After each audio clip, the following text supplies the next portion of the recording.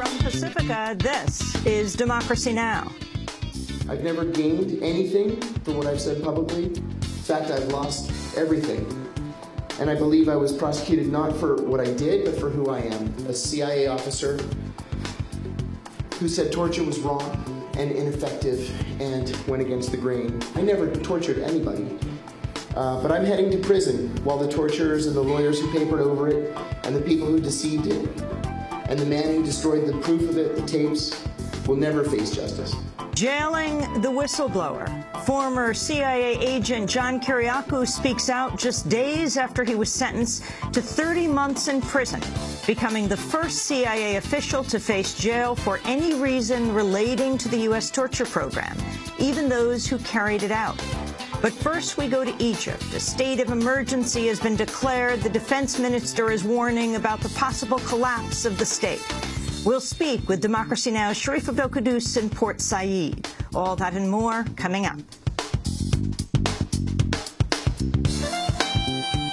Welcome to Democracy Now!, democracynow.org, The War and Peace Report. I'm Amy Goodman. President Obama kicked off his second-term push for immigration reform Tuesday with a speech in Nevada, a battleground state whose growing Latino vote helped him win the November election. I'm here today because the time has come for common sense, comprehensive immigration reform. The time is now. We have to deal with the 11 million individuals who are here illegally. Now, we all agree that these men and women should have to earn their way to citizenship. But for comprehensive immigration reform to work, it must be clear from the outset that there is a pathway to citizenship. President Obama omitted detailed proposals from his address, instead backing the bipartisan Senate plan that includes a path to citizenship for a large number of the estimated 11 million undocumented people in the United States, but also tougher border enforcement and a system for tracking those who overstay visas. In his remarks, Obama took aim at anti-immigrant sentiment, saying foreign nationals are being maligned by people who forget their own ancestral past.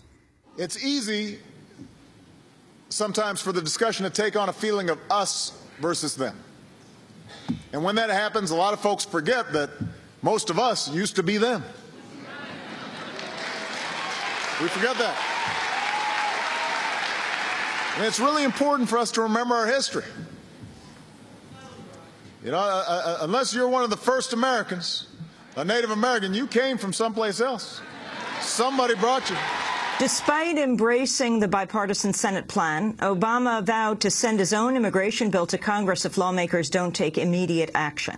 The Senate's confirmed Democratic Senator John Kerry as President Obama's new Secretary of State, replacing Hillary Clinton. The final tally was 94 in favor and 3 opposed. After the vote, Democratic Senators Chuck Schumer of New York and Dick Durbin of Illinois paid tribute to Kerry's legacy. We so admire the job he has done in his past life in many different phases.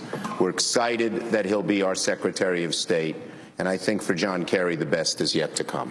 His passionate pursuit of a safe and just nation and world, his deep sense of patriotism and commitment to America's most challenged values are well documented. While I'm sorry to lose him in the Senate as a colleague, I can think of no better person to serve as our nation's next Secretary of State. The bodies of at least 80 people have been found in the besieged Syrian city of Aleppo, each with their hands bound and gunshot wounds to the head. Amateur video shows the dead corpses laid out after being collected from a bank on the river. Most of the victims appear to be young men, possibly in their teens. Speaking to reporters after a briefing to the UN Security Council, UN Arab League envoy Lakhdar Brahimi said both sides of the conflict in Syria are taking part in the country's destruction. Syria is being destroyed. You know, I sometimes say, of course the parties are very angry at me when I say that, objectively, they are cooperating to in destroying Syria. Syria is being destroyed bit by bit. And in destroying Syria, the region is being pushed into a situation that is extremely bad and extremely important for the entire world. That is why I believe the Security Council simply cannot continue to say, we are in disagreement, therefore let's wait for better times. The Obama administration's formally signed an agreement with Niger allowing a permanent U.S. military site in the African country. Reports emerged this week the U.S. will build a base in Niger from which to fly drones for surveillance and potentially even missile strikes. Niger borders Mali, where the U.S. is aiding a French-led military operation in the country's north. In Mexico, police have recovered the bodies of 12 people from inside a well in the city of Monterrey. The victims were members of the band Combo Colombia and their staff who had been abducted last week. Israel's become the first country to boycott a UN Human Rights Council review of its record on human rights. The acting president of the Human Rights Council convened the session in Geneva Tuesday only to see that no Israeli representatives had shown up. We were to convene this afternoon to proceed with the review of Israel. However, I see that the delegation of Israel is not in the room. Israel severed contacts with the council last year after the body launched an investigation of illegal settlements in the occupied West Bank. The news agency Reuters is reporting John Brennan, President Obama's nominee to head the CIA, had detailed knowledge of the agency's torture program while serving there under President George W. Bush.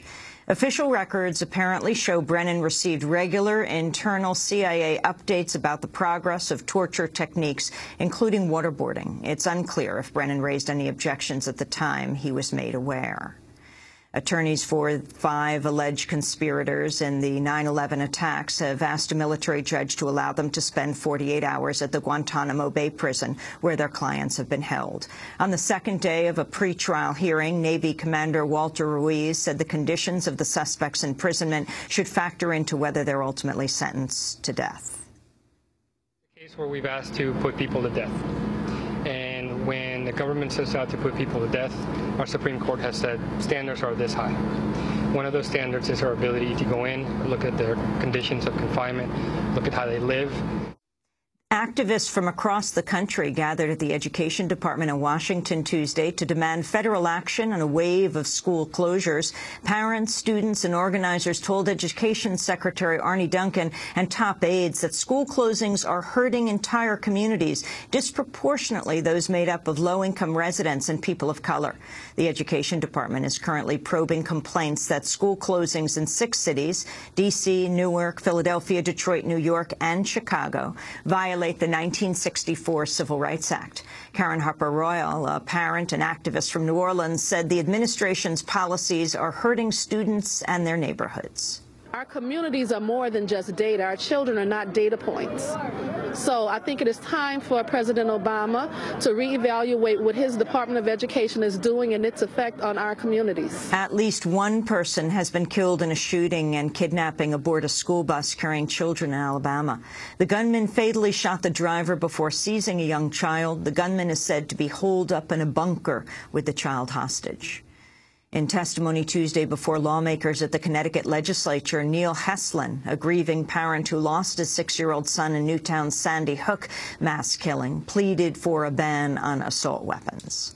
I just hope that everybody in this room, as I said before, can support change. Ban assault weapons and high-capacity clips and magazines.